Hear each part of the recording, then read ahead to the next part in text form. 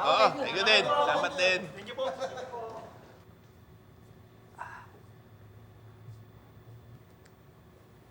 Tay, Amo, maiwan ko po muna kayo.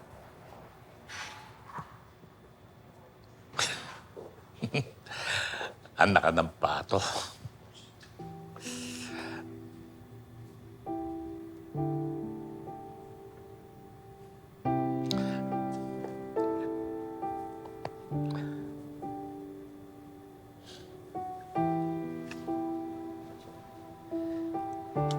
Tay. Patawarin niyo sana ako dun. Kasalanan mo ba yun?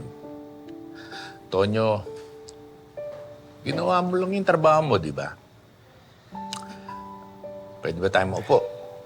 Ay.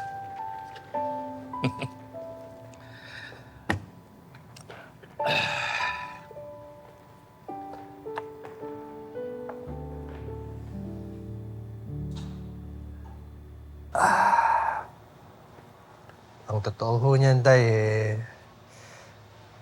nahihiyaw ako sa inyo. Alam kong ilang beses yung sinabi na wala kayong kinalaman dun sa pagkamatay ni Vice Mayor, pero hindi ko kayo pinaniwalaan. Alam mo, nakakatawa. Buong buhay ko, I thought it was Joaquin who's out to get me. Eh, sino ba naman ang mag-aakala na yung anak pa lang may sa demonyo? Inaanak ko pa yun. Kinakapatid mo. Pero alam mo, hindi naman ako nagsisisi na nakulong ako eh. Dahil hindi ko ipagpapalit yung naging experience ko sa loob.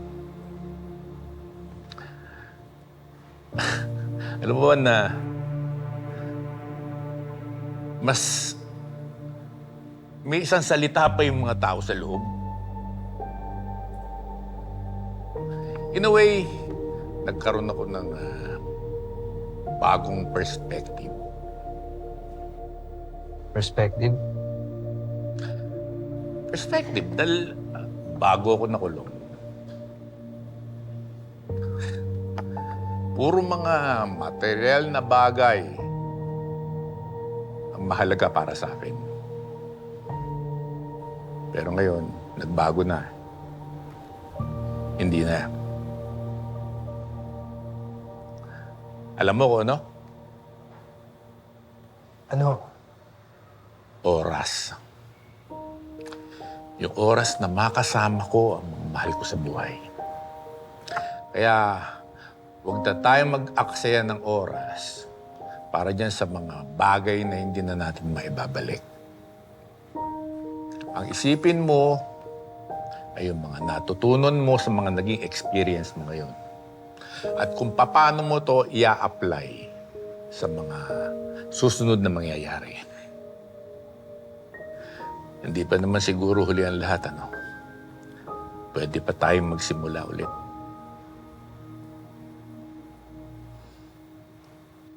Pwede pa, Tay. Sa pagkakataong to, hayaan niyo ako naman bumawi sa inyo. Alam ko na kung saan tayo magsisimula. Saan? Panoorin natin yung mga pelikula ko. Eh, hindi mo pinapanood yung mga pelikula ko eh. Ano? Sige, Tay. Wala na rin naman akong gagawin eh. Ay, naalala ko nga pala. Alam mo, meron akong napanood nung nandun ako sa loob. Yung Green Bones. Ang gandang pelikula. Ang galing ng artista doon, yung Dennis Trillo. Napanood mo ba yun? Pa nga, Tay. Busy eh. Panoorin din natin yun. Halika na. Ang galing nun. Ang daming nakuhang award. Ang tindi ng artista. Lola, nasaan na ba sila Mart Abdul? Uy! Ay, naku, Ito na! Sorry na! Ayan na. Kinuha kasi namin yung mga bayong! Lola, bakit kailangan kasama pa ako? Eh, mamamalengke lang naman kayo. Diyan naman yung dalawang yan, oh. Ay, gusto ko naman siyempre sama-sama tayo. Oo nga, Bobby. Pagbigyan mo na si Lola, minsan lang maglambing sa'yo yan. Para mas mahaba yung bonding natin. Oo nga, ate. Saka first time ko kaya sa market. Gusto ko kasama kita. First time sa market, nakamiss. Ikaw pa, ikaw talaga. Ikaw, Lola, naka-blush on ka pa, ha? Ayos na ayos kayo. Ako nagsabi niyan, kahit palengke lang yung pupuntahan, kailangan nakaayos, di ba? Yes! Oo, tayo na. Tara. Tara na. Ano, Fe, excited ka na matikman yung luto ni Lola? Oo! Naku, nagsimula yan si Lola mga 10,000 BC. Ikaw ba si Faye? Ba't sagot pa rin?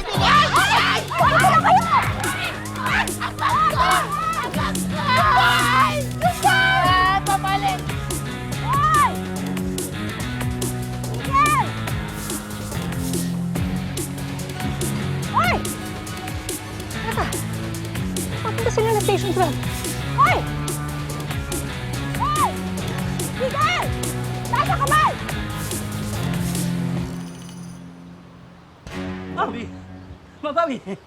Lee, Val, anong ginagawa niyo? Akala ko ba nagbago na kayo?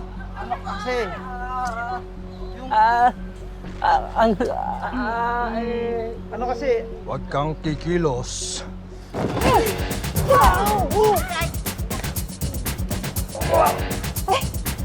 Hoy, bilis! Tignan nyo to!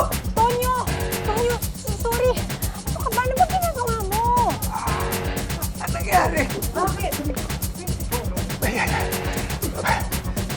Magpo-propose dapat ako sa'yo eh. Tututukan kitang ganon. Harap ka sa akin, pagharap mo. Palud na ako. Pero, binasag mo eh. Binasag ang alin. Binasag mo yung plano ko.